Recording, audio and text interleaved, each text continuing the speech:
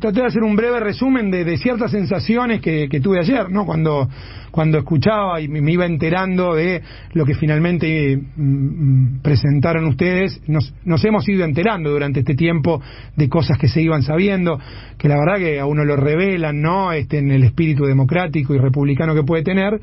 Pero ayer, la verdad que parecía que era casi el momento ideal. Probablemente el problema es que no tuvo tanta repercusión, pero en todo caso era el momento ideal para que viéramos los desaguisados que se suceden cuando hay este tipo de connivencias, ¿no? Absolutamente. A ver, a nosotros tampoco tal vez nos parecía el mejor momento para poder poner en escena este informe, porque bueno, todo lo que usted acaba de enumerar efectivamente le puede haber sacado escenario al informe, pero también dijimos, bueno, pero la democracia sigue caminando, digamos, y además, Leopoldo, a mí me parece que este informe va a servir para trabajar, estudiar, fijarse, digo, porque sinceramente casi, qué sé yo tengo recuerdos de otros informes, de otras cuestiones que han quedado en la historia de la Argentina, y este seguramente será uno de ellos, ¿no? Y yo creo que por lo menos va a significar el relato de una época dura, nefasta, porque como lo decimos en el informe, en realidad como titulamos el informe, estuvimos en presencia de un Estado mafioso. Claro.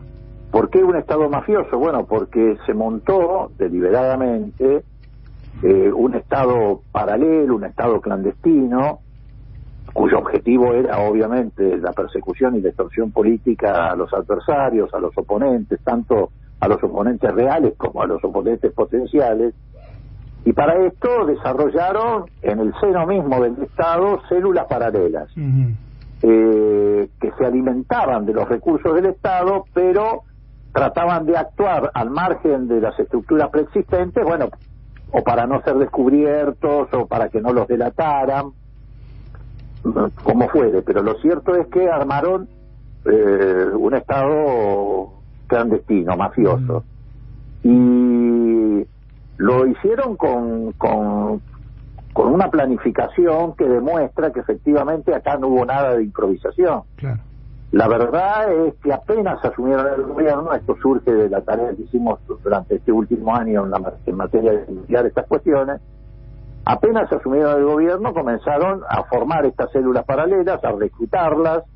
La primera que reclutaron fue con policía de la ciudad de Buenos Aires, tal vez porque ya tenían conocimiento de quienes eran aptos para estas tareas de inteligencia o de inteligencia ilegal, que es la famosa célula esta Super Mario Bros, que incluso la hicieron funcionar físicamente fuera de los edificios de la AFI para que, digamos, el personal estable o los agentes de inteligencia profesionales no tuvieran conocimiento de que se estaba llevando adelante esta tarea de espionaje ilegal. También, bueno, por supuesto, armaron otra célula paralela, que era la más conocida, la que más impacto ha tenido, que es la de D'Alessio, también monitoreada por la AFI. Armaron 6 o 7 bases en el Gran Buenos Aires, donde nuclearon aproximadamente 100 espías, y todos reclutados de las filas de la policía bonaerense, en este caso particular, a diferencia de la otra que reclutaban de la policía de la ciudad. Y después la célula de lo que nosotros denominamos la banda de los fiscales de Boca, es decir, Stornelli, Cayano, Raúl Ple, etcétera, que eran un complemento esencial porque eran los que tenían que darle legalidad a la ilegalidad. Una de las características de la mafia acá y en cualquier lugar del mundo es que trata de darle legalidad a sus actos ilegales. Y bueno, toda esa tarea los llevó efectivamente a cumplir los ciclos de inteligencia, que es la reunión de información, el análisis, el procesamiento de esa información, la diseminación de esa información, y todo eso confluía en la cabeza de la AFI, que a través de Arribas, que actuaba como política de transmisión, llevaba toda esa información a la jerarquía máxima de esta estrategia, o mejor dicho, de este Estado mafioso, que era la llamada mesa judicial. La mesa judicial era el vértice donde llegaba toda esta información, y ahí se decidía qué se hacía con cada uno de los blancos que se habían determinado o predeterminado. Esa mesa judicial funcionaba quincenalmente en el despacho de Marcos Peña, a veces participaba el propio Macri, porque este es otro dato también muy importante que surge de nuestro informe.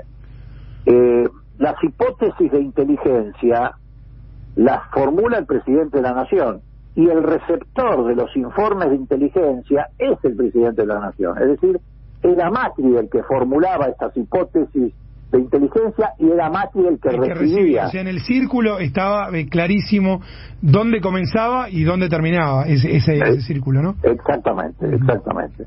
Y bueno, ahí entonces ellos procesaban esta información y decidían si a fulano o a mengano le armaban una carpeta para extorsionarlo y a través de la extorsión neutralizarlo, o forzarlo a ser testigo en una causa, o forzar a presionar a un pariente. Nosotros tenemos varias acciones de inteligencia que apuntaron a que los hijos presionaran a los padres o metían preso al hijo o lo amenazaban con procesarlo para que el padre declarara en contra de algún funcionario del gobierno anterior. Claro.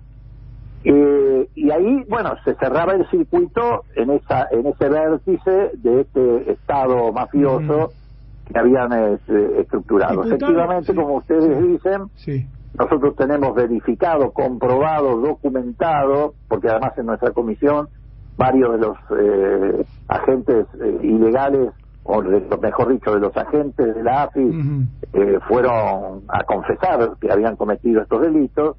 Nosotros tenemos documentados 307 casos de ciudadanos que fueron víctimas del espionaje. Esto no agota la cantidad de personas que fueron víctimas, pero es lo que tenemos documentado. Y tenemos documentado el espionaje sobre 170 organizaciones, partidos políticos, movimientos sociales, organizaciones comunitarias, incluso infiltraron hasta comedores comunitarios. En el caso de las víctimas, no hemos publicado el listado, porque salvo las que tienen mucha notoriedad, como Cristina Kirchner y tantos otros más, el resto son hombres y mujeres que han actuado en distintos ámbitos, en actividades comunitarias, sociales, gremiales, etcétera, y no queremos publicar sus nombres porque no queremos volver a victimizarlos. Revictimizarlos.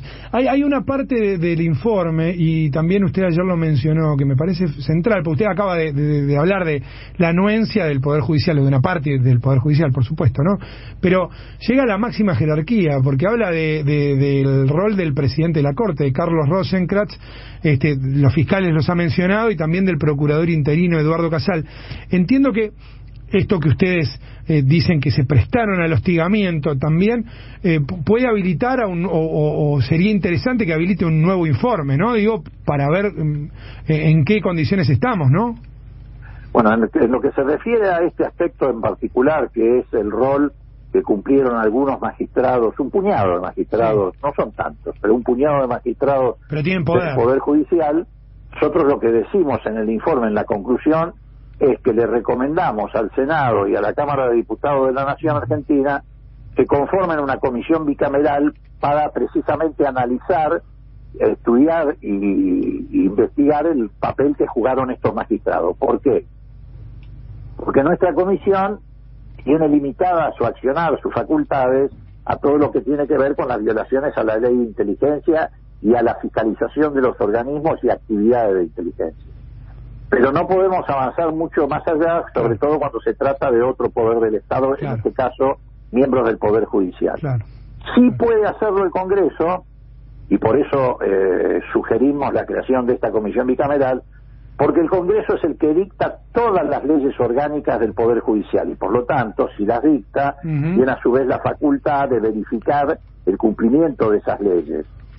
Y entonces sí tiene la facultad de investigar cuál fue el comportamiento de estos magistrados, jueces, algunos fiscales, algunos camaristas, algún miembro de la Corte, y qué rol cumplieron en este Estado paralelo, en este Estado secreto, en este Estado mafioso.